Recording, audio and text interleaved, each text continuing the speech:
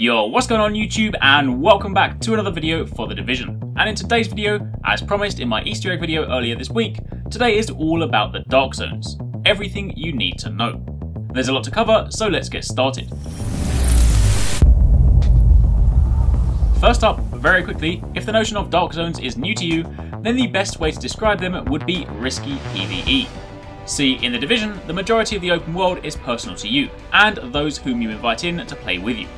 And while you will be able to encounter other players in social or hub zones, for the most part the only threats you'll encounter in the open world will be enemy AI. However, upon entering a Dark Zone, this is where things get risky.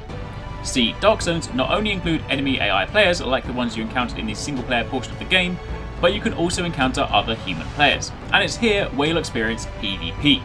But I'll speak more about that a little later in this video. For now, just know that Dark Zones contain some of the best loot in the game, so no risk, no reward.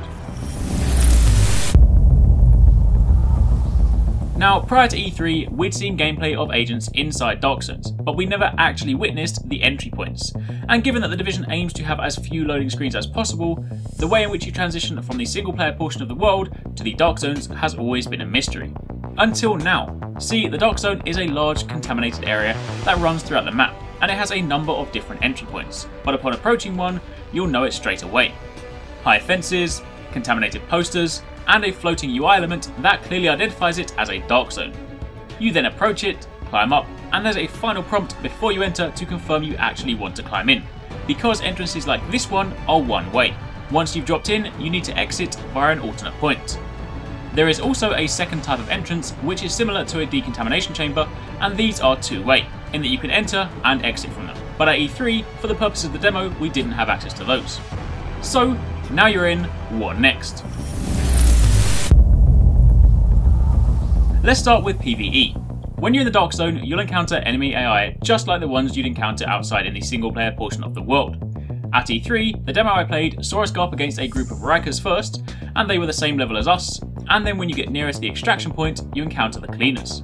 If you take a look at the enemies, you'll see they have levels, and throughout the Dark Zone, you'll encounter stronger groups of enemies, depending on where you enter. And this will allow you to assess an encounter and work out whether you want to engage or try and sneak past. And at key locations, such as the extraction point, you can also encounter boss-like enemies with yellow life bars, which, for the time being, I'm going to call elites. They are considerably stronger, will usually require teamwork to take down, and upon dealing with them, they'll usually drop some pretty sweet loot. And speaking of loot, that leads me nicely onto the next section. As mentioned at the start of the video, the Dark Zones hold some of the best loot in the game, so if you want one of those sweet legendary weapons, you know where to go. Loot is found in two main ways: random drops from enemies that you kill, and loot crates or chests. Starting with random drops. Upon killing enemies, they have a chance to drop items. It's not guaranteed, but it is still relatively frequent. Drops are depicted by these thin coloured lines, and the colour represents the rarity of item. Item rarity in The Division works as follows. Grey items are common, green items are uncommon, blue items are rare, pink or purple items are epic, and orange items are legendary.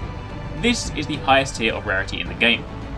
And just quickly, shout out to MarcoStyle, another awesome Division YouTuber. Credit goes to him for letting me use the loot icons you see here. I'll leave a link to his YouTube channel and Twitter in the description box down below, so make sure you go and check him out and hit him up with a follow. However, random drops are only one way to get loot. There are also loot chests in the game.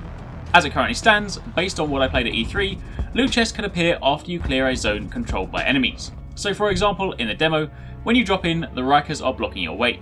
You clear them all out, and a loot chest spawns. It's possible they may also simply be located around the world, but for the time being I didn't get to experience that. Upon opening the chest, you're presented with two main options: loot item or take all. Loot item allows you to pick what you want from the chest, as they often contain multiple items, whereas take all, well, takes everything. Now outside of the Dark Zones, loot is personal. What you see is for you and you alone, whereas in the Dark Zone, loot is shared by you and your team.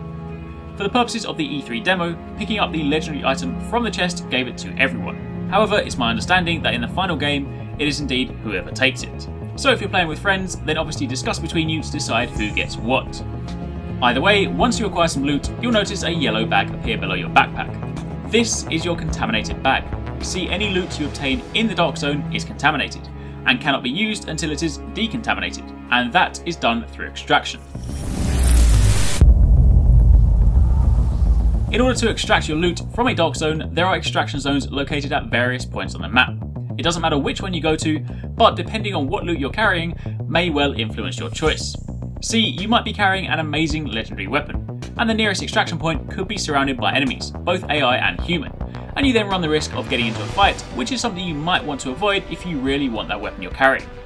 Either way, once you've found your extraction point, there'll usually be some sort of AI force present, be that the cleaners, the Arekkz, or one of the new enemy factions. Clear them out to make the area safe, and then approach the centre of the zone.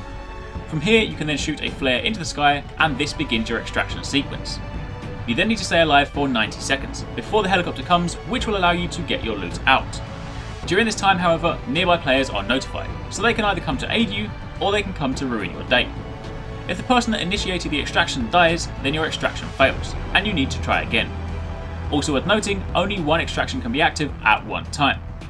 Once the 90 seconds are up, the helicopter comes in, a rope is dropped, and you can then attach your loot to the line, at which point it's extracted, and then your loot is now safe. And once you leave the dark zone, you'll be able to collect it and use whatever you obtained. It's also worth noting that if you die whilst carrying loot in a dark zone, any legendary items you acquired from chests will not be lost, but any items you picked up off the ground, be that common, uncommon, rare or epic, will be dropped, and other players can then pick them up. Then finally, PvP. As mentioned, the Dark Zone is best described as risky PvE, and aside from the strong enemies you encounter, the other risk factor are other human players, who are, let's be honest, somewhat unpredictable. When you see other players in the Dark Zone that aren't on your team, they'll begin with white names. This indicates that they are not hostile, and you don't need to engage. You can instead opt to work together and achieve a common goal. You won't physically be able to party up, so you do still need to watch your aim, but you can work with them nonetheless. And speaking of parties, despite the fact that all the videos we've seen up until now have 3 players, the default team size in the division is actually 4 people. Now if you do decide, however, that you want to fight the other human players, then you can, and upon shooting them, you are then marked to indicate you've gone rogue. Surrounding players will then see this, and they will then know that you're a threat. So in short, if you plan to go rogue, you better be ready to hold your ground. And if you saw the trailer shown at E3 where the player turns on his team at the end, just to clarify that, there is no friendly fire. So if you want to do that, you'll need to leave your team, which is what the player did in the trailer, and then you can go rogue on your friends. And that, my friends, is pretty much it. That is an overview of everything we currently have on the Dark Zones from what we've seen and played at E3. Obviously there's still more to discover, and as and when I know more, so will you, but for the time being, thank you very much for watching. If you did enjoy this video, it'd be really awesome if you could hit that like button, and aside from that, take it easy, catch you next time, peace out.